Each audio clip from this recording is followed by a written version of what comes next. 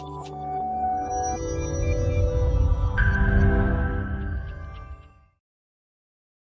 شاء اللہ لا حول ولا قوة الا باللہ العلی العظیم اعوذ باللہ من الشیطان اللعین الرجیم بسم اللہ الرحمن الرحیم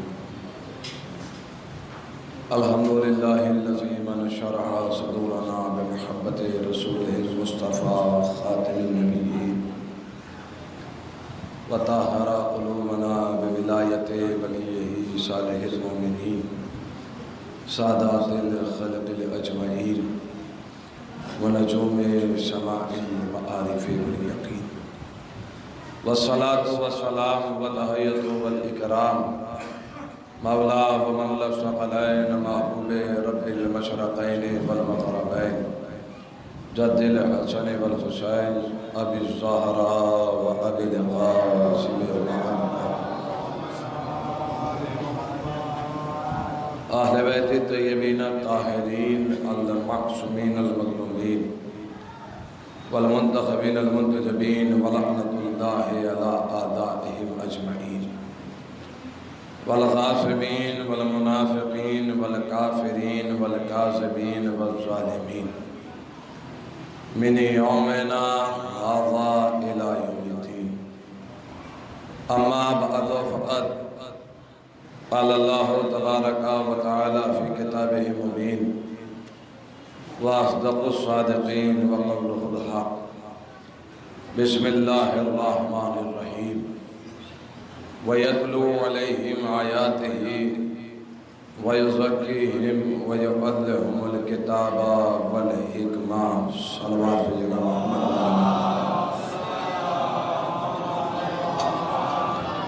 عزیزان محترم بزرگان ملت عزاداران سید الشہداء و اسیران کربلا و یتیمان کربلا انتہائی واجب الاحترام بزرگان قوم اور لائق صد محبت جوانان قوم، یہ عشرہ مجالس کی عشرہ اولیٰ کی آپ کی اور ہماری چوتھی نشست کہ جس میں مکمل کوشش کی جا رہی ہے کہ وہ بیان کیا جا سکے کہ اسلام کی حقیقت کیا ہے، اسلام کیا ہے اور محسنان اسلام کیا ہے، اسلام کس مذہب کا نام ہے اور محسنان اسلام کس ذات کو کہا جاتا ہے، محافظ اسلام ہونا اور ہے اور پیرکار اسلام ہونا اور ہے۔ میں بہت مختصر سی تمہید کے بعد ایک موضوع کی طرف آنا چاہتا ہوں۔ آغاز جس آیت کی تلاوت کا شرف حاصل ہو رہا ہے وہ آیت رسالت مآب، نور اول، خلق اول، قلم اول، صلوات محمد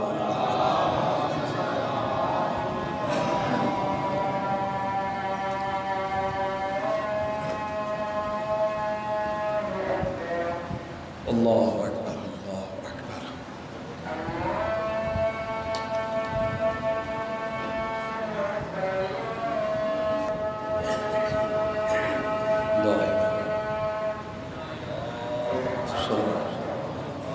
بل محمد والے محمد بلندر صلی اللہ علیہ وسلم۔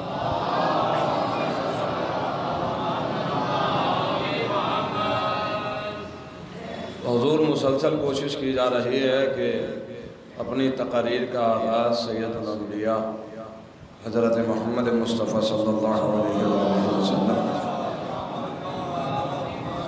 جن کی شان اقدس میں آیہ کریمہ اور ان کے صفات بیان ہو رہے ہیں کہ یہ وہ میرا حبیب ہے جو آیات کی تلاوت کرتا ہے، یہ وہ میرا حبیب ہے کہ جو نفسوں کو پاک کرتا ہے، روحوں کو پاک کرتا ہے، یہ میرا وہ حبیب ہے کہ جو کتاب کی اور حکمت کی تعلیم دیتا ہے، یعنی وہ معلم ہے، وہ معلم ہے۔ محسوس کیجئے گا بہت مختصر سے وقت کی تمہید ہے اور توجہات کا طالب ہوں۔ حضور اس نبی کے بارے میں کہ جس کو سید الانبیاء کہا جاتا ہے، جو مظہر خدا ہے، یہ ایک عام سی بات ہے کہ جب نبی نے خود فرمایا تھا کہ میں اس وقت بھی نبی تھا جب آدم مٹی اور پانی کے درمیان تھے، تو یہ صرف اس وقت ہی نہیں بلکہ حدیث قدسی جو بڑی مشہور ہے، اس حدیث قدسی کا سہارا لیتے ہوئے بیان کر رہا ہوں کہ کنتو کنزن مخفیہ، خود خلاق کائنات نے ارشاد فرمایا کہ میں چھپا ہوا خزانہ تھا۔ اچھا، میں یہاں روک کر ایک لفظ کہوں، خالق اکبر یہ نہیں کہہ رہا ہے کہ میں چھپا ہوا اللہ تھا، یہ نہیں کہہ رہا ہے کہ میں چھپا ہوا رب تھا، رازق تھا، خالق تھا، مالک تھا، رحمان تھا، رحیم تھا، یہ سب کچھ نہیں کہا۔ کیا کہا؟ میں چھپا ہوا خزانہ تھا۔ حضور یہ اللہ نے اپنے آپ کو خزانہ کیوں کہا ہے؟ اس لیے کہ جس کے پاس خزانہ ہوتا ہے وہ امیر ہوتا ہے، وہ مالدار کہلاتا ہے۔ اللہ کہنا یہ چاہتا ہے کہ محشر کے میدان میں امیر وہ ہوگا جس کے ہاتھ میں دامن توحید ہوگا۔ اور میرے ساتھ رہے حضور، اللہ کہنا یہ چاہتا ہے کہ محشر کے میدان میں امیر وہ ہوگا کہ جس کے ہاتھ میں دامن توحید ہوگا۔ میں بہت انداز گفتگو ہے، بس کوئی خطابت نہیں ہے، بہت سہل ترین طریقے سے گفتگو کروں گا آج، تو محسوس کیجئے گا۔ کنتو کنزن مخفیہ، میں چھپا ہوا خزانہ تھا۔ لفظ ہے کنتو، کنتو، یہ کنتو جو لفظ آئے یہ استمرار کے لیے ہوتا ہے۔ میں تھا، میں ہوں اور میں رہوں گا۔ ایسا تو نہیں ہے کہ اللہ کل تھا اور نعوذ باللہ آج نہیں، اور آج ہے تو نعوذ باللہ کل نہیں ہوگا۔ تو جہاں کانا اور کنتو کا لفظ استعمال ہوتا ہے وہاں لفظ استمرار ہوتا ہے، کنٹینیو، یعنی میں تھا، میں ہوں، میں رہوں گا۔ اللہ نے کیا کہا؟ کنتو، میں تھا، میں ہوں، میں رہوں گا۔ اب سمجھ میں آیا؟ رسول نے اسی لفظ کا استعمال کیوں کیا؟ من کنتو، میں جس کا مولا تھا، جس کا مولا ہوں، جس کا مولا رہوں گا، اس کا علی مولا تھا، علی مولا ہے، علی مولا رہے گا۔ تو محسوس کیجئے گا، تو جہاں لفظ کنتو آتا ہے وہاں استمرار پایا جاتا ہے۔ اچھا، یا جب یہ حدیث آ گئی ہے تو میں کہتا چلوں من کنتو، میں جس کا مولا تھا، تو رسول بھی یہ نہیں کہہ رہے ہیں میں جس کا رسول تھا، میں جس کا نبی ہوں، میں جس کا رسول ہوں، خود کیا کہہ رہے ہیں؟ میں جس کا مولا ہوں، میں جس کا مولا ہوں۔ یعنی علی کی مولائیت کا اعلان بعد میں کیا، پہلے اپنی مولائیت کا اعلان کر رہے ہیں۔ میں جس کا مولا، تو حضور یہ فیصلہ تو غدیر میں ہی ہو چکا تھا کہ علی کو مولا کون مانے گا؟ جس نے نبی کو مولا مانا ہو وہ علی کو مولا مانے گا، جس نے نبی کو ہی اپنے جیسا مانا ہو وہ علی کو مولا کیا مانے گا؟ ایک صلوات بھیجے گا محمد والے محمد کو۔ میرا ساتھ دیتے رہیے گا۔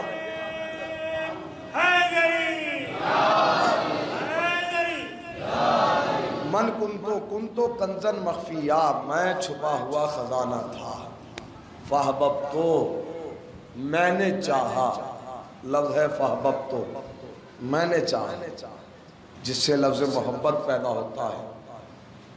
میں نے چاہا، فاحببتو، خود خالق اکبر کہہ رہا ہے، میں نے چاہا کہ میں پہچانا جاؤں، فخلقت محمدن، تو میں نے محمد کو خلق کیا۔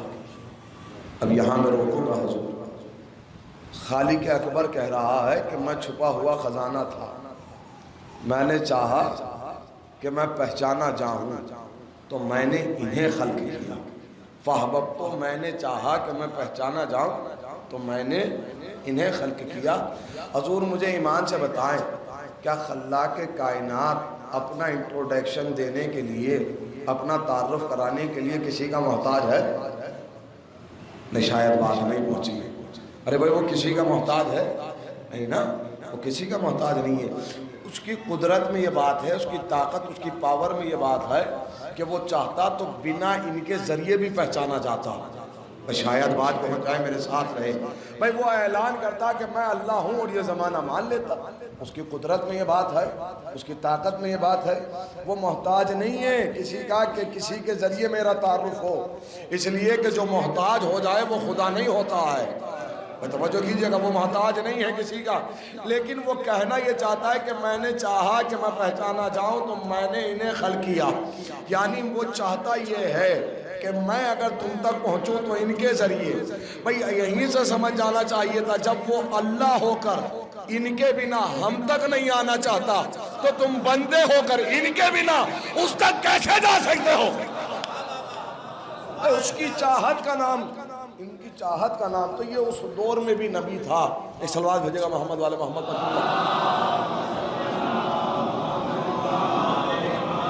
یہ اس وقت بھی نبی تھے کہ جب حضرت آدم آب و مٹی کے درمیان، آب و گل کے درمیان تھے۔ تو حضور یہ نبوت کا سلسلہ جب نبی اس کائنات میں آئے تو کچھ معجزات رونما ہوئے۔ وہ 14 کنگورے جو مدت سے کھڑے تھے وہ سرنگو ہو گئے، گر گئے۔ وہ فارس کی آگ جو مدت سے جل رہی تھی وہ خاموش ہو گئی۔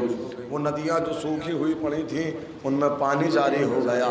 یہ تمام معجزات ہیں، اور تمام اہل مکہ نے دیکھا کہ جب نبی تشریف لائے تو زمین سے ایک نور آسمان کی طرف گیا ہے، زمین سے ایک نور آسمان کی طرف گیا۔ یہ نبی کی آمد ہے۔ حضور جب نبی اس دنیا میں آئے تو والد محترم اس دنیا میں نہیں ہے۔ توجہ، پوری توجہ۔ اور جناب آمنہ علیل مبتلا ہے۔ اب یہ روایات جو میں سنانے جا رہا ہوں صحیح بخاری سے، سب نے یہ لکھا کہ حضور جب نبی کو دودھ کی ضرورت پڑی تو پھر دائیوں کا انتظام کیا گیا اور ڈھونڈا گیا کہ کون دودھ پلا سکتا ہے عبداللہ کے لال کو۔ یہ میں صحیح بخاری کی روایت پڑھ رہا ہوں، محسوس کیجیے گا حضور۔ انہوں نے لکھا ہے کہ حضور اعلان کر دیا گیا، بہت ساری دائیاں آئیں، لیکن جب دائی حلیمہ آئیں تو وہ سب سے آخر میں آئیں۔ تو سب سے آخر میں آنے کی وجہ صحیح بخاری نے لکھی ہے کہ حضور وہ جس سواری پہ آئی تھی وہ سواری بہت کمزور تھی، لہذا وہ بہت آہستہ آہستہ سواری چل کر آئی ہے۔ بہت کمزور سواری تھی، لاغر تھی، تو وہ سواری جو ہے آہستہ آہستہ سید تاخیر میں پہنچی۔ اور جب انتخاب ہو گیا کہ دائی حلیمہ دودھ پلائیں گی، پوری توجہ، جب یہ انتخاب ہو گیا کہ دائی حلیمہ دودھ پلائیں گی اور انہوں نے رسول کو اپنی آغوش میں لیا اور اپنی سواری پر بیٹھی، اور جب ساری دائیاں جانے لگی تو یہی سواری ہے جو سب سے تیز چل رہی تھی، جو سب سے تیز چل رہی تھی۔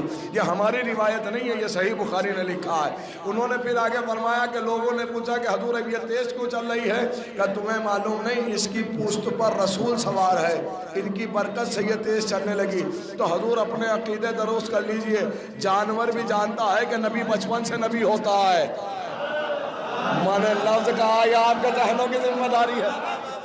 بھائی اپنے عقیدہ درست کر لیجئے، آپ ہی کی روایت ہے تو کم سے کم روایت تو اتنی مستحکم بیان کیجئے جو کاٹی نہ جا سکے۔ حضور یہ آنے والا جانور جانتا ہے کہ نبی بچپن سے نبی ہوتا ہے۔ تو حضور وہ سارے معجزات رونما ہوئے جو بہت کم دیکھے گئے اس زمین پر، لیکن میں اگر سہارا لوں تو حضور دو نبی ایسے ہیں کہ جن کے لیے دائیوں کا ذکر تاریخ میں موجود ہوا۔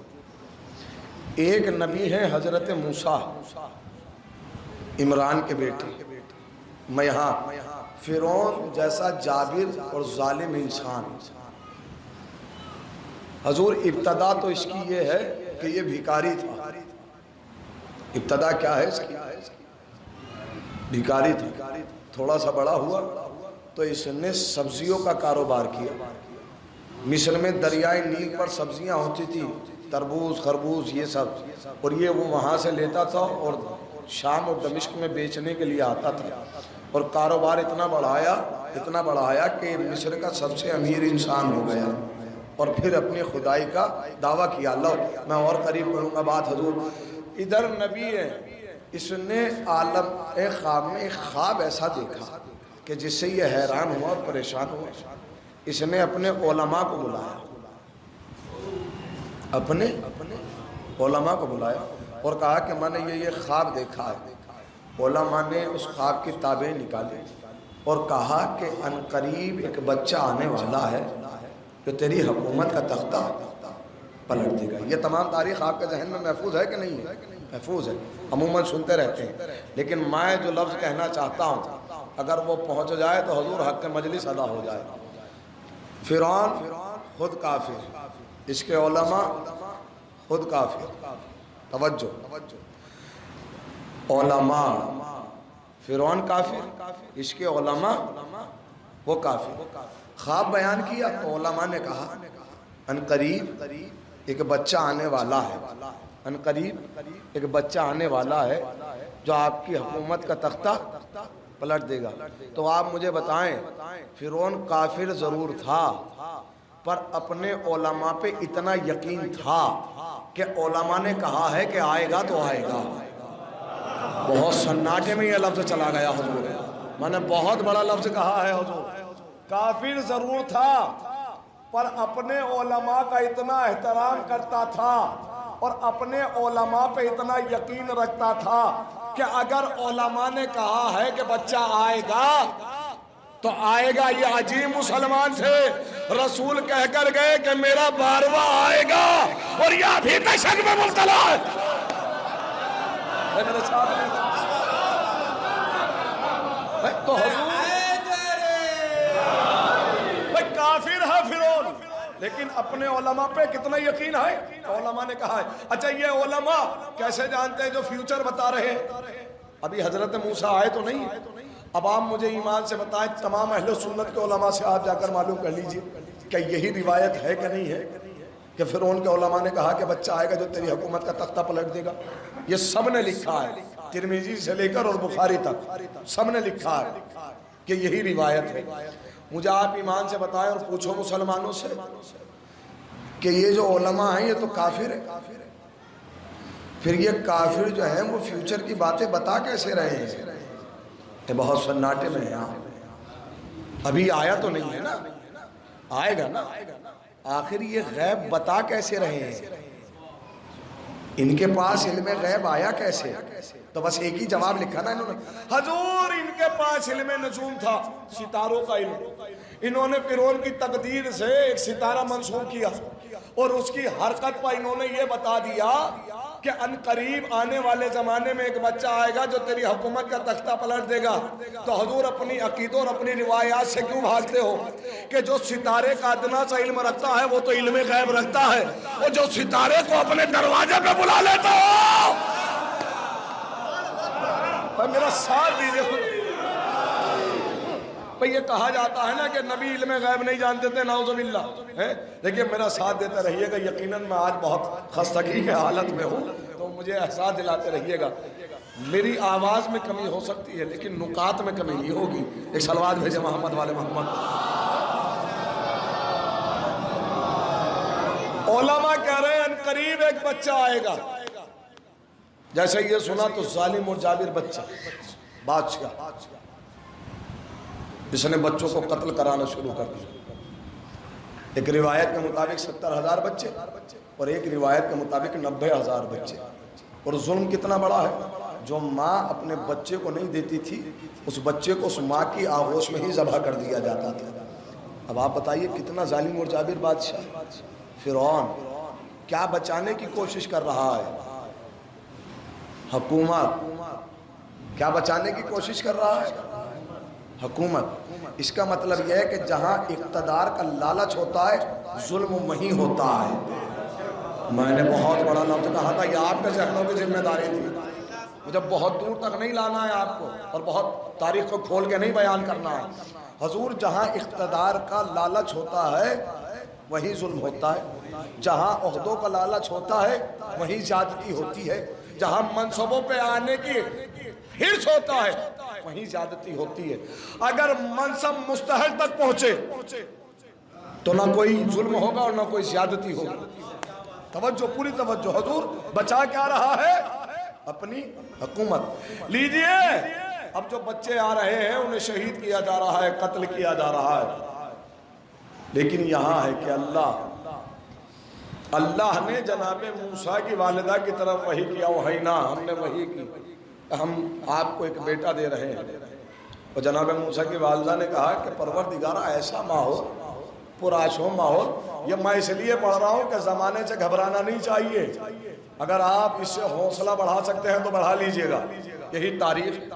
پروردگارہ یہ ایسا ماحول کہ بچوں کو قتل کیا جا رہا ہے، ایسے ماحول میں ظالم اور جابر بادشاہ ہمارے سروں پہ مسلط ہے، ایسے ماحول میں یہ خبر، توجہ، پوری توجہ، آواز آئی، ہم بھیج رہے ہیں تو ہم ہی حفاظت کرنے والے ہیں۔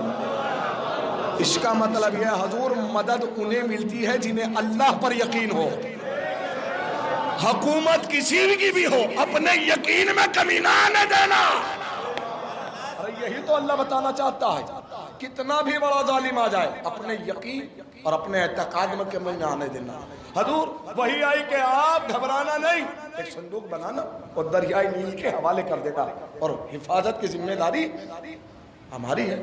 لیجئے بچہ اس زمانے میں، اس دنیا میں نام رکھا گیا موسیٰ، جناب عمران کے بیٹے، باپ نہیں ہے، ماں ہے اور خالہ ہے گھر میں۔ ماں نے بیٹے کو اپنی بہن کے ہاتھوں میں یعنی جناب موسیٰ کے خالہ کو سپرد کیا، اور خود آئی ہیں نجار کے پاس۔ نجار یعنی کارپینٹر، بڑھی جسے کہا جاتا ہے، اور آ کر فرمایا کہ ایک صندوق بنا دیجیے۔ حضور صندوق کس لیے بنائے جاتے ہیں؟ کسی چیز کو حفاظت کے ساتھ رکھنے کے لیے، اس لیے بنائے جاتے ہیں کہ ہم جو چیز رکھ رہے ہیں وہ باہر والے کو نظر نہ آئے کہ اندر کیا ہے۔ جب صندوق تیار ہو گیا تو جناب موسیٰ کی والدہ نے کہا اس میں چاروں طرف سوراخ کر دیجئے۔ توجہ، تو بڑھی نے سوراخ تو کر دی، لیکن وہ سمجھ گیا کہ یہ کسی چیز کو چھپانا نہیں چاہتی ہے، اگر چھپانا چاہتی تو اس میں سوراخ نہ کرواتی۔ میرے ساتھ رسول اللہ کے واسطے صندوق تو دے دیا۔ جناب موسیٰ کی والدہ اپنے غلام کے ساتھ صندوق لے کر چلے بھی گئیں، لیکن اس نے پیچھا کیا اور دروازے سے جھانکا تو دیکھا کہ موسیٰ کی والدہ کے آغوش میں ایک بچہ ہے۔ یہ بڑا خوش ہوا کیونکہ فرعون نے یہ اعلان کر رکھا تھا کہ جو بھی بچے کی آ کر خبر دے گا اسے نماز سے نوازا جائے گا۔ پوری توجہ لیجئے حضور، یہ دربار میں پہنچا خبر دینے کے لیے، تو سپاہیوں نے پوچھا کیا کام ہے؟ کہ بہت بڑی خبر لایا ہوں۔ کہ بتائیے؟ کہ آپ کو نہیں بتاؤں گا، فرعون کو ہی بتاؤں گا۔ لیجئے سپاہی فرعون کے سامنے لے گئے کہ یہ حضور یہ کوئی خوشخبری لایا ہے اور ہمیں نہیں بتا رہا ہے، کہہ رہا ہے کہ آپ کو ہی بتاؤں گا۔ پوری توجہ۔ تو فرعون نے کہا بتائیے کیا ہے؟ اب جیسے ہی یہ بولنا چاہتا تھا اللہ نے اس کی آواز چھین لی۔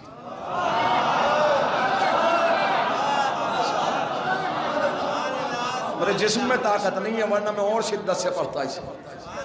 جیسے ہی یہ بولنا چاہتا تھا اللہ نے اس کی، اب یہ اشارے کر رہا ہے، ایسا محسوس ہو رہا ہے کہ ویڈیو تو چل رہی ہے اور آڈیو فارمیٹ ہو گئی ہے۔ بولنا چاہتا ہے لیکن آواز نہیں آتی۔ تو فرعون نے کہا کہ تمہیں مذاق کرنے کے لیے کوئی اور نہیں ملا؟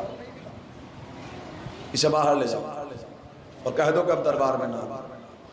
یہ پورے راستے بولنے کی کوشش کر رہا ہے لیکن آواز نہیں آتی۔ لیجئے دکان میں آ کے بیٹھا، ابھی دکان میں آ کے بیٹھا ہی تھا، کوشش جو کی اس نے بولنے کی تو اس کی آواز آ گئی، تو اس نے سمجھا ہو سکتا ہے کہ سکتہ ہو گیا ہو۔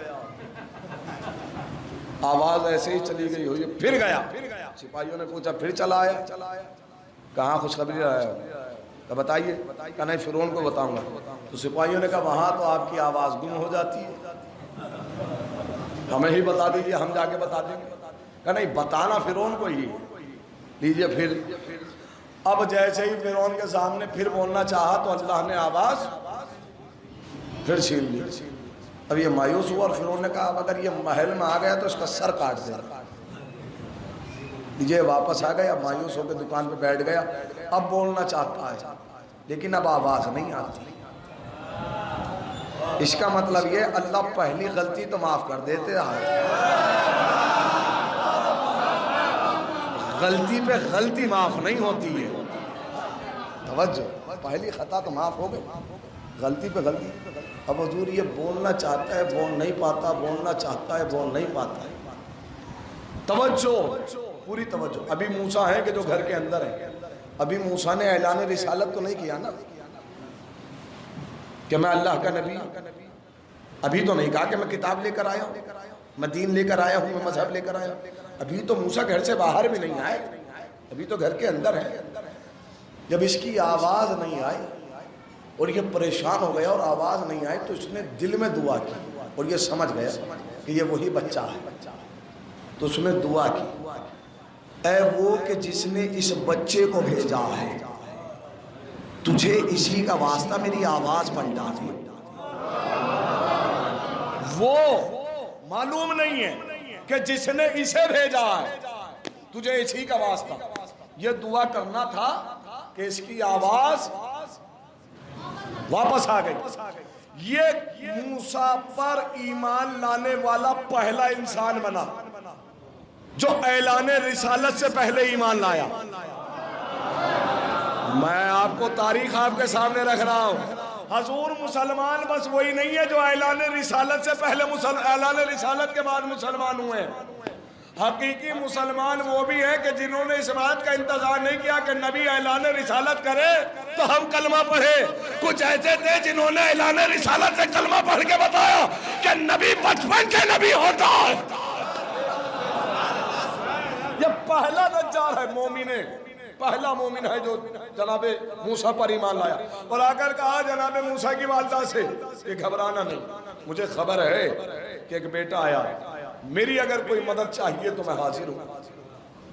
تو کہا کہ دریائے نیل کے حوالے کرنا ہے. یہ صندوق کو لے گئے اور دریائے نیل کے حوالے. یہ تمام تاریخ گواہ ہے کہ صندوق جو ہے وہ پانی کے برعکس چلا اور دریائے نیل میں سے ایک چھوٹی سی نہر کٹ کے فرعون کے محل میں جاتی تھی، جس سے وہ اس کے جانور سیراب ہوتے تھے، جس سے جو ہے وہ محل کا جو ہے کاروبار زندگی آگے بڑھایا جاتا تھا. یہ صندوق قریب گیا. حضور سپاہیوں نے آ کے دیکھا صندوق آ رہا ہے. جب کنارے لگا تو سپاہی ہاتھ بڑھاتے ہیں تو صندوق پیچھے چلا جاتا ہے، سپاہی ہٹتے ہیں تو صندوق آگے جاتا ہے. یہ ماجرا سب نے دیکھا تو خبر جو ہے وہ فرعون کو بھی پہنچی. پوری توجہ لیجئے. فرعون بھی آ گئے، فرعون کی زوجہ بھی آ گئی. میں پھر لفظ کہہ رہا ہوں، اگر بات پہنچ جائے تو میرے ساتھ. فرعون ہاتھ بڑھا رہا ہے تو صندوق، فرعون ہٹا تو صندوق، فرعون نے پھر ہاتھ بڑھایا تو صندوق. لیکن اب صندوق آگے نہیں آتا ہے. جب سب ٹرائی کر چکے اور کوشش کر چکے تو جناب آسیہ آگے بڑھی، ہاتھ بڑھایا تو صندوق آگے آ گیا. اب میں جو دلیل دینے جا رہا ہوں خدا را اس پہ قائم رہیے گا اور اسے اپنے ذہنوں میں ضبط اور دلیل کے طور پر رکھ لیجئے گا. جناب آسیہ مومنہ ہے، کس لیے؟ جناب آسیہ کو مومنہ کیوں کہا جاتا ہے؟ بھائی جنت کی 4 خاتونوں میں سے ایک خاتون ہے جناب آسیہ. میرا سوال ہے آپ سے، جواب ہے، سوال ہے، جناب آسیہ کو مومنہ کیوں کہا جاتا ہے؟ ابھی تو موسیٰ نے اعلان رسالت بھی نہیں کیا، ابھی تو کلمہ بھی نہیں پڑھا. اگر آپ یہ کہیں کہ حضور اس لیے مومنہ ہے کہ موسیٰ کو پالا ہے تو غلط ہے. اس لیے کہ نبی کو پالتا ہی وہ ہے جو پہلے سے مومن ہو. میں نے بہت بڑی بات کہی تھی، آپ کے ذہنوں کی ذمہ داری تھی. حضور اگر یہ پہلے سے کافرہ تھی تو کافر تو فرعون بھی ہے. فرعون ہاتھ بڑھا رہا ہے تو پیچھے ہٹ جا رہے ہیں. جناب آسیہ نے ہاتھ بڑھایا تو صندوق آگے آ گیا. اس کا مطلب یہ پالنے کی وجہ سے مومنہ نہیں ہوئی. مومنہ تھی تو نبی کو پال رہی تھی. بس دونوں میں بڑا فرق ہے. نبی کو پالنے کی وجہ سے مومنہ نہیں ہوئی ہے، پہلے سے مومنہ تھی تو اس لیے نبی کو پالا ہے. تو اللہ بتانا یہ چاہتا ہے نا کہ میرے نبی کی پرورش وہ کرے گا جو پہلے سے مومن ہوگا. وہ بہت دور تک آپ کو لے آیا. اب سمجھ میں آیا کہ جب محمد کی پرورش کی بات آئی تو ابو طالب کا انتخاب کیوں ہوا؟ اس لیے کہ سب مسلمان اعلان رسالت کے بعد ہوئے، ابو طالب پہلے سے مسلمان. کلمات بھیجے گا محمد والے محمد کو.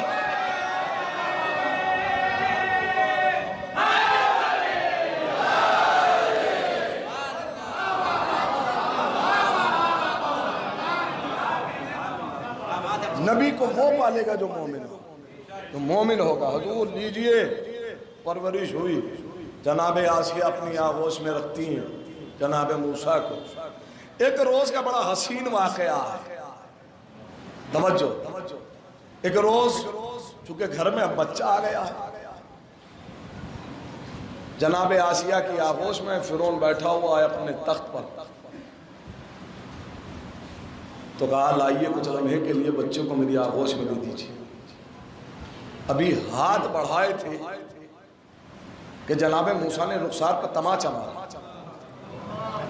اور تماچے کی شدت یہ تھی کہ یہ سمجھ گیا کہ یہ معمولی بچہ نہیں ہے۔ میں ایک منزل تک لا رہا ہوں۔ حضور تاریخ میں دو طرح کے کردار ملے، کچھ ایسے ہیں جو باتوں سے سمجھ گئے، کچھ ایسے ہیں جو پٹنے کے بعد سمجھے ہیں۔ ایک سلوات بھیجے محمد والے محمد پر۔ میں بہت دور تک نہیں لے کے آنا ہے مجھے، آپ کو بہت دبے دبے ہوئے لفظوں میں آپ کے ذہنوں تک تاریخ پہنچانا چاہتا ہوں۔ ہاتھ بڑھایا تو جناب موسیٰ نے رخسار پر تماچا مارا، وقت بہت کم رہے، تماچا مارا۔ اب جب تماچے کی شدت دیکھی تو کہا کہ اس کی یہ مجال کہ ہمارے رخسار پر تماچا مارا، قتل کر اسے قتل کیا۔ تو جناب آسیہ نے فوراً بہانہ بنایا، حضور معاف کیجیے گا، یہ بچہ تماچا نہیں مار رہا ہے، چونکہ فرعون اپنی داڑھی کے بال میں سرخ یاقوت پہنتا تھا، اپنی داڑھی میں سرخ یاقوت پہنتا تھا۔ تو کہا حضور یہ چمکدار یاقوت ہے، اور بچے کی فطرت ہوتی ہے کہ چمکدار چیز کی طرف ہاتھ بڑھاتا ہے، اسی بیس پہ تو امتحان لیا گیا تھا موسیٰ کا۔ یہ تو انہیں پکڑنا چاہ رہا تھا، آپ کو لگ رہا ہے کہ تماچا مارا ہے۔ کہ اگر ایسا ہے تو امتحان لیں گے، ایک طرف یاقوت رکھیں گے اور ایک طرف یاقوت سے زیادہ دہکتے ہوئے انگارے، ہے نا، اور دیکھیں گے کہ یہ اٹھاتا کسے ہے۔ ہم انگاروں کو یاقوت سے زیادہ چمکائیں گے، لیجئے چمکا کے لائے، یاقوت سے زیادہ چمک رہے ہیں انگارے، درمیان میں موسیٰ ہے۔ موسیٰ نے اپنا ہاتھ یاقوت کی طرف بڑھایا، اللہ نے فوراً کہا جبرائیل جا کر ہاتھ موڑ۔ جبرائیل آئے، ہاتھ انگاروں کی طرف موڑ دیا، موسیٰ نے انگارہ اٹھایا۔ حضور چاہتے تو ہاتھ ہٹا لیتے تھے نا، لیکن بچپنے میں اور حکم الہی موسیٰ آغوش کے عالم میں بھی سمجھ گئے کہ اللہ چاہتا کیا ہے۔ یہی تو نبی ہے حضور، یہی تو ہمارے عقیدے ہیں۔ تو انگارہ اٹھایا، ہاتھ جلا، اور پھر منہ میں رکھ لیا، اور زبان۔ آپ مجھے ایمان سے بتائیں، اب میں جو کہنا چاہتا ہوں، حضور یہ تو مومن ہے جناب موسیٰ، توجہ، یہ تو مومن ہے، نبی ہیں، اولو العزم پیغمبر ہیں، صاحب شریعت، صاحب کتاب ہیں، رسول ہیں، دو منصب ہے، نبوت بھی ہے اور رسالت بھی ہے۔ توجہ، پوری توجہ۔ تو جب یہ مومن ہے تو انہیں آگ جلا کیوں رہی ہے؟ پہلے ان کا ہاتھ جلا دیا اور پھر ان کی زبان جلا دی۔ میں تو یہ آج کے زمانے کے لیے کہہ رہا ہوں، جو آج کل بڑے فخر سے کہتے ہیں جو میاں اوریجنل سید ہوتے ہیں انہیں آگ نہیں جلاتی ہے۔ میں دلیل دے کے جا رہا ہوں، حضور میرے ساتھ رہیں۔ حضور وہ یہاں کی آگ کی بات نہیں ہے، وہ جہنم کی آگ کی بات ہے۔ نہیں میرے ساتھ نہیں ہے آپ، میں جس منزل تک آپ کو لا رہا ہوں، ان حدیثوں کو ذرا تحقیق کیجئے اور غور سے سنیے۔ پڑھی آتا ہے جی اوریجنلٹی اگر دیکھنی ہے تو انگارے رکھ دیجئے، جل گیا تو ہوٹ ہے، بچ گیا۔ جناب موسیٰ صاحب شریعت، انگارہ ہاتھ پہ آیا تو ہاتھ جلا، چھوٹا سا انگارہ ہے۔ لیجئے دوسرا منظر دکھاؤں، ایک آگ اور ہے جو نبی کے خلاف لگائی گئی ہے، نمرود نے ابراہیم کے خلاف، اور آگ اتنی شدت کی ہے کہ اگر پرندہ بھی اوپر سے گزرتا ہے تو بھن جاتا ہے، اور پھینکنے والے بھی اتنے خوف زدہ ہیں کہ انہوں نے منجنیق منگائی، آج کے زمانے میں کرین کہہ لیجیے، کہ اس سے ڈالا جائے گا۔ اللہ نے ابراہیم کو اتنی بڑی آگ سے بچا لیا اور موسیٰ کو چھوٹے سے انگارے سے جلا دیا۔ اس کا مطلب یہ اللہ بتانا یہ چاہتا ہے کبھی ہم جلا کے بچاتے ہیں، نہیں میرے ساتھ نہیں رہا میں جس منزل تک لایا. کبھی ہم جلا کے بچاتے اور کبھی ہم بچا کے بچاتے ہیں. یہ لفظ بدل تو حضور. کبھی آگ جلا دیتی ہے کبھی آگ بچا لیتی ہے. لیکن اس کا مطلب نہیں ہے کہ جو جل گیا وہ ریاکار ہے. توجہ, یہ میں ان کے لیے پڑھ رہا ہوں کہ جو غم امام حسین میں انگاروں پر سفر کرتے ہیں. حضور جو جل جائے تو سنت موسیٰ, بچ جائے تو سنت ابراہیم. کیونکہ اللہ کسی کو جلا کے امتحان لیتا ہے اور کسی کو بچا کے امتحان لیتا ہے. تو ہاتھ جلا, وقت ختم ہو گیا ہے, اور پھر زبان چلی. تو موسیٰ کو یقین ہو گیا, فرعون کو یقین ہو گیا کہ یہ ایک معمولی بچہ ہے. پروان چڑھتے رہے, اور جب حکم آیا کہ اب جو ہے موسیٰ کے خلاف, فرعون کے خلاف قیام کیا جائے, تو جناب موسیٰ نے قیام کیا. پوری توجہ, یہ آخری بات پڑھ رہا ہوں. قیام کیا, اور قیام کیسا ہے کہ کہتے پھر رہے ہیں کہ دیکھو یہ جھوٹا ہے, اس کو پیروکار جھوٹے ہیں. جناب موسیٰ کے ایک خاص صحابی ہیں جناب حزقیل, فرعون کے خالہ زاد بھائی, فرعون کے جو موسیٰ پر ایمان رکھتے ہیں, موسیٰ کا کلمہ پڑھتے ہیں اور موسیٰ پر ہی یقین رکھتے ہیں. لیکن فرعون کے سامنے اظہار نہیں کرتے ہیں کہ میں کس کو خدا مانتا ہوں. جو فرعون کے لواحقین تھے انہیں پتہ لگ گیا. حزقیل جو ہیں وہ فرعون کے وزیر بھی تھے. جب لواحقین کو پتہ لگا کہ یہ تو موسیٰ کا کلمہ پڑھتے ہیں, تو انہوں نے فرعون سے آ کے کہا حضور معاف کیجئے گا, آپ کا بھائی آپ کو خدا نہیں مانتا ہے, وہ موسیٰ کے خدا کو خدا مانتا ہے. کہ اگر یہ سچ ہے تو میں اس کی گردن کاٹ دوں گا. نیچے بلایا گیا, دربار بھرا ہوا ہے. پوچھا تمہارا خدا کون ہے؟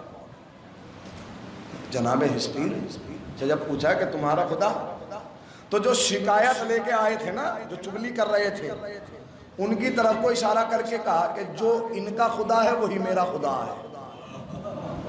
نہیں یہ لفظ نہیں پہنچا ہے, یہ بڑا حکمت والا لفظ تھا. جو ان کا خدا ہے, تو فرعون یہ سمجھا کہ ان کا خدا تو میں ہی ہوں. پتہ نہیں ذہن آمادہ ہے کہ نہیں ہے. اسی کا نام ہے تقیہ. اسی کا تو نام تقیہ ہے حضور, اور قرآن اس کا ذکر کر رہا ہے. اور اسی کو قرآن مجید نے مومن آل فرعون کہا ہے. فرعون کی آل کا مومن. پتہ نہیں ذہن آمادہ ہے کہ نہیں ہے. یہ قرآن مجید کہہ رہا ہے حضور جو تقیہ میں تھا اللہ اسے مومن کہہ رہا ہے, اور ہم نے سنا تھا کہ تقیہ کرنا حرام ہے. تو یہ وہ ہیں جو جناب موسیٰ پر یقین رکھتے ہیں. اب میں ایک لفظ اور یہی سے بات تمام ہو جائے گی اور یہی سے مسائل کا رخ ہو جائے گا. حضور یہ وہ ہیں جو موسیٰ کو پل پل کی خبر فرعون کی دربار کی جناب موسیٰ تک پہنچاتے ہیں. اور جب موسیٰ نے بغاوت کی تو جناب موسیٰ کے ایک صحابی کو فرعون کے سپاہی پکڑ رہے تھے, مار رہے تھے. اس نے مدد کے لیے بلایا, موسیٰ کو دیکھا تو مدد کے لیے بلایا. موسیٰ نے غیظ و غضب میں اس کے رخسار پر ایک تماچا مارا, اور تماچے کی شدت یہ تھی کہ سپاہی آن دا اسپاٹ مر گیا. تو فرعون کو موقع مل گیا نا کہ میرے سپاہی کا قتل کیا ہے. تو کہا جہاں بھی موسیٰ ملے گرفتار کر کے لے آؤ. توجہ, ادھر اللہ نے وحی کی کہ موسیٰ اب تم مدائن کی طرف سفر کر جاؤ, یعنی مصر چھوڑو اور مدائن چلے جاؤ. موسیٰ نے سفر کیا ہے مدائن کی طرف. لیکن میرا یہاں بس ایک لفظ کہوں, چاہنے والے نے بلایا. جناب موسیٰ کو غیظ اور غضب, جناب موسیٰ کی ہیبت جو کہا جاتا ہے وہ اسی لیے کہا جاتا ہے کہ جناب موسیٰ کو جلال بہت آتا تھا. غیظ اور غضب, میں نے ایک روایت پڑھی ہے کہ جب وہ جناب موسیٰ کو غیظ آتا تھا تو آنکھیں سرخ ہو جاتی تھی, آنکھیں سرخ ہو جاتی تھی, اور جو شانوں پہ بال تھے وہ اس قدر سخت ہو جاتے تھے کہ لباس میں سے پار ہو جاتے تھے, اور ان کی جڑوں سے خون ٹپکنے لگتا تھا. یہی وجہ ہے کہ ملک الموت کو جب حکم دیا تھا کہ جاؤ موسیٰ کی روح قبض کراؤ, تو ملک الموت نے کہا تھا پروردگار عالم میں ان کی روح قبض کرنے نہیں جاؤں گا. میں ان کی روح قبض کرنے نہیں جاؤں گا، اس لیے کہ ہیبت موسیٰ تھی. یہی وجہ ہے کہ موسیٰ کی ہیبت مشہور ہے کہ جو ملک الموت پہ بھی طاری ہو گئی. اور انہیں روح قبض کیسے کرائی گئی کہ ٹھیک ہے پروردگار عالم نے ایک آئیڈیا دیا کہ لیجیے ہم بتائے دے رہے ہیں، 2 فرشتے جائیں اور موسیٰ سفر پہ ہیں اور جا کر قبر کھودیں اور موسیٰ سے مدد مانگنا. اب جب یہ فرشتے آئے وہ قبر کھود رہے تھے، انسانی صورت میں آئے اور موسیٰ سے مدد مانگی کہ حضور تھوڑی سی مدد کر دیجیے. کہاں قبر کھود رہے ہیں؟ کس کی؟ ایک مومن کی ہے. اچھا جب قبر تیار کر لی تو کہا کہ حضور ہمیں یہ نہیں پتہ چلتا کہ ہم نے قبر کا سائز بالکل پرفیکٹ رکھا ہے یا نہیں رکھا ہے. تو کہا کہ حضور اب یہ کیسے پتہ چلے گا؟ کہ حضور وہ جو ہمارا اپنا ہے وہ آپ کی قد کاٹھی کا ہے، آپ لیٹ کر دکھا دیجئے کہ کیسا ہے. تو جیسے ہی جناب موسیٰ اس قبر میں لیٹے اللہ نے جنت کے دروازے کھول دیے اور اب جناب موسیٰ نے کہا پروردگارہ مجھے اسی وادی میں داخل کر دے، میرے ساتھ رہے خدا نہ. تو اللہ نے فوراً ملک الموت سے کہا کہ جاؤ اب روح قبض کر کے لے آؤ. تو یہ ہیبت جناب موسیٰ ہے. حضور تاریخ لکھتی ہے کہ ایک تماچا سپاہی کے مارا اور سپاہی اس دنیا سے رخصت ہو گیا اور فرعون نے گرفتاری کا اعلان کر دیا. جناب موسیٰ حکم الہی کے مطابق وحی آئی کہ آپ مدائن کی طرف سفر کر جائیں. چونکہ حکم الہی تھا تو مدائن چلے گئے. اپنی جان بچانے کے لیے نہیں گئے، حکم الہی کی اطاعت کے لیے گئے ہیں. میں کل کی بات سے بات کو رد دے رہا ہوں. اس کا مطلب یہ ہے کہ نبی اپنی جان بچانے کے لیے مرکز نہیں چھوڑتا ہے، حکم الہی ہے تو مرکز چھوڑا جاتا ہے. اور یہی وجہ ہے کہ حضور حکم الہی کے مطابق ہی رسول نے ہجرت کی اور حکم الہی کے مطابق ہی حسین ابن علی نے ہجرت کی ہے. صرف دین کو پھیلانے اور دین کی حفاظت کے لیے ہجرتیں کی گئی ہیں. یہ جو اتنی زحمتیں اٹھائی گئی ہیں، یہ جو اتنی مشقتیں اٹھائی گئی ہیں، یہ صرف اور صرف دین کی حفاظت کے لیے. حضور آج 3 محرم ہے. عزا کے دن بہت تیزی سے گزر رہے ہیں، بہت تیزی سے گزر رہے ہیں. یہ بھی حقیقت ہے کہ جس طرح پرسہ پیش کرنے کا حق ہے، ہم ایسے پرسہ نہیں پیش کر پا رہے ہیں. لیکن ہاں وہ بھی ہمارے حالات کو جانتے ہیں. ایسے عالم میں بھی فرش عزا پہ آ جانا یہ سعادت مندوں کا کام ہے. یہ ان لوگوں کا کام ہے کہ جو خوش نصیب ہیں، جو فرش عزا سے محروم نہیں ہیں. آج 3 محرم ہے. میں ایک روایت پڑھنا چاہتا ہوں. حسین 2 محرم کو والد کربلا ہوا اور شب 3 محرم کی ایک روایت پڑھنا چاہتا ہوں. آج کے روایات کے مطابق آج کے دن جو مسائل پڑھے جاتے ہیں وہ جناب حر کے پڑھے جاتے ہیں ہمارے علاقے کی روایات کے مطابق. لیکن میں دن نکلنے سے پہلے شب کا ایک منظر پڑھنا چاہتا ہوں. 2 محرم کو امام والد کربلا ہوا، زمین کو خریدا، شام تک خیمے نصب ہوئے اور رات آئی تو بیویاں اپنے خیموں کے اندر ہیں. ایک خیمے سے کسی بچی کے رونے کی آواز آئی. جناب زینب تڑپ گئی کہ یہ کون رویا ہے. خیمے سے باہر آئی تو اس خیمے میں گئی جس خیمے سے بچی کے رونے کی آواز. جب خیمے میں داخل ہوئی تو جناب فضہ نے فرمایا اماں فضہ میرے بھائی حسین کو بلا لا. بہت نفسیاتی جملہ پڑھنے والا ہوں. امام حسین قریب آئے، آ کر فرمایا زینب میری موجودگی میں یہ کون رو رہا ہے؟ سنیں گے شہزادی زینب نے کیا فرمایا.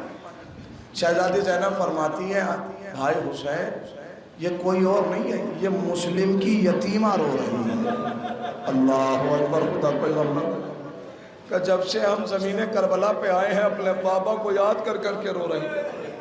امام حسین کا رہا نہ گیا، خیمے میں داخل مسلم کی یتیمہ کے قریب بیٹھے اور سر پہ دست شفقت رکھا اور فرمایا میری لاڈلی گھبرانا نہیں، ابھی تیرا چچا حسین زندہ ہے.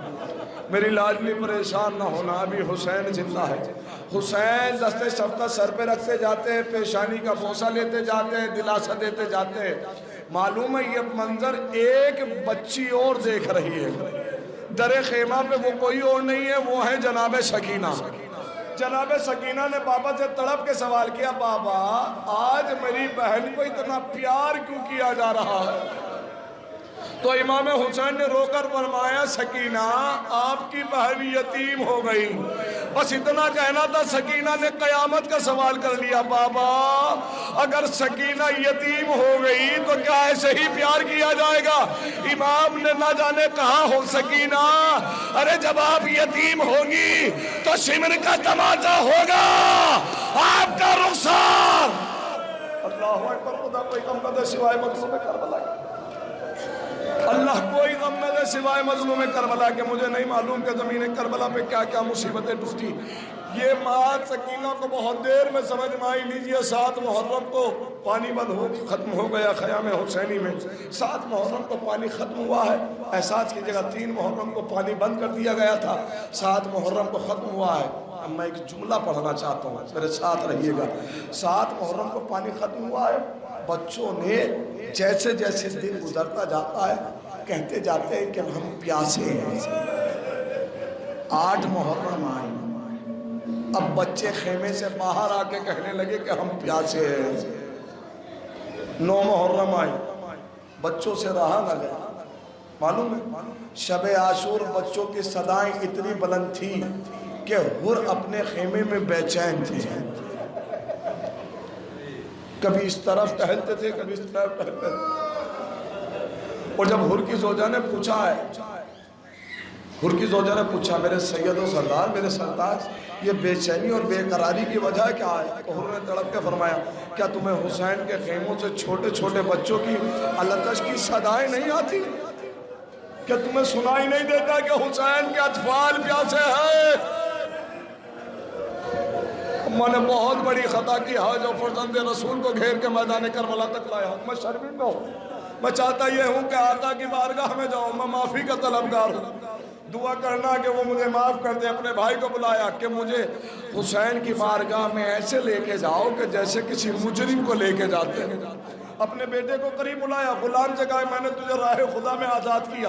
غلام نے تڑپ کر کہا کہ آقا جب تک کفر کی طرف تھے مجھے ساتھ رکھا، اب جب حق کی جانب جا رہے ہو تو مجھے آزاد کر رہے ہو، اجازت ہو تو میں بھی آپ کے ساتھ آنا چاہتا ہوں۔ اجازت ملی، حر کا بھائی ہے، حر کے بیٹے ہیں، حر کا غلام ہے، ہاتھوں میں رسیاں ہیں، رسی بھائی کے ہاتھوں میں ہے، بھائی آگے آگے ہے، حر پیچھے پیچھے ہے، ان کے پیچھے ان کا بیٹا ہے، پھر پیچھے غلام ہے۔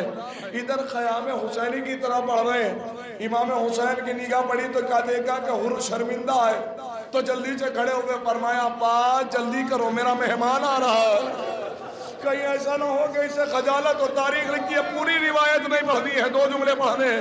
ارباب مقاتل لکھتے ہیں کہ حر آتے ہی قدموں میں گر گئے، حر قدموں میں گرے، حسین نے اٹھایا، کلیجے سے لگایا، بھائی میں نے معاف کیا، میرے خدا نے معاف کیا۔ حر کہتے ہیں کہ افسوس مجھے یہ ہے کہ میں میدان کربلا تک گھیر کے لایا ہوں۔ امام نے فرمایا، حر مجھے افسوس یہ نہیں ہے کہ تو مجھے میدان کربلا تک گھیر کے لایا ہے، مجھے افسوس یہ ہے کہ تو ایسے وقت میں مہمان ہوا ہے کہ حسین جب ایک قطرہ، اللہ اکبر، حسین جب آپ کی مہمان نوازی میں ایک کوزہ آپ بھی پیش نہیں کر سکتا، حرمت تیری مہمان نوازی نہ کر سکا۔ سنیں گے عزادارو، ارباب مقاتل کہتے ہیں حر نے فرمایا کہ آقا سب سے پہلے مجھے رن کی اجازت دی جائے، میرے بیٹے کو رن کی اجازت دی جائے، میرے بھائی کو رن کی اجازت دی جائے، سب شہید ہو رہے ہیں۔ جب حر میدان کربلا میں گئے ہیں اور لعینوں نے کہا کہ حر تم نے ہمارے ساتھ دغا کی ہے، ہم تمہیں واصل جہنم کریں گے، تو حر نے فرمایا کہ میں نے کفر کے راستے کو چھوڑ کر حق کے راستے کو اپنایا ہے، اب چاہے میری جان ہی کیوں نہ چلی جائے مجھے پرواہ نہیں ہے۔ بس 2 لفظ اور مجلس تمام۔ احساس کر لیجئے گا، علماء بزرگین نے اور ارباب مقاتل نے لکھا ہے کہ کربلا کے 2 شہید ایسے ہیں کہ جن کے سر پہ گرز مارا گیا ہے، ایک غازی ابو الفضل العباس، ایک جناب حر۔ جب جناب حر کے سر پہ گرز مارا گیا تو پیشانی میں شگاف آیا، حر سے سنبھلا لے گیا، زین کی طرف آئے تو سلام کیا، السلام علیکم یا ابا عبداللہ، اے حسین آپ پر میرا آخری سلام۔ امام نے فرمایا اکبر جلدی کرو، ہر زین سے زمین کی طرف آ رہا ہے۔ حادثہ تاریخ لکھتی ہے کہ جب امام حسین ہر کے قریب پہنچے اور سر میں شگاف دیکھا تو ہر کے سر کو اپنے زانوں پر رکھا، اپنے پاس سے اپنی اماں کا رومال نکالا اور ہر کی پیشانی پہ باندھا۔ اللہ اکبر! ہر نے جیسے ہی آنکھیں کھولی دیکھا کہ زانوں پر سر ہے تو فوراً سر ہٹا لیا۔ امام نے فرمایا ہر کیا کوئی پریشانی ہے؟ نہیں میرے آقا۔ تو پھر سر کیوں اٹھا لیا؟ ہر نے طرف کے کہا مولا ارے میں جین سے زمین پر آیا ہوں تو آپ نے میرا سر اپنے زانوں پر رکھ لیا، لیکن آقا میں دیکھ رہا ہوں کہ جب آپ جین سے زمین پر آئیں گے تو آپ کا سر رکھنے والا کوئی نہ ہوگا، آپ کا جنازہ اٹھانے والا۔ انا للہ و انا الیہ راجعون۔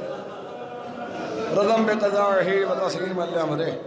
پروردگارا تجھے واسطہ محمد والے محمد کا ہماری اس مختصر سی عبادت اور مختصر سے پرسے کو شرف مقبولیت عطا فرما۔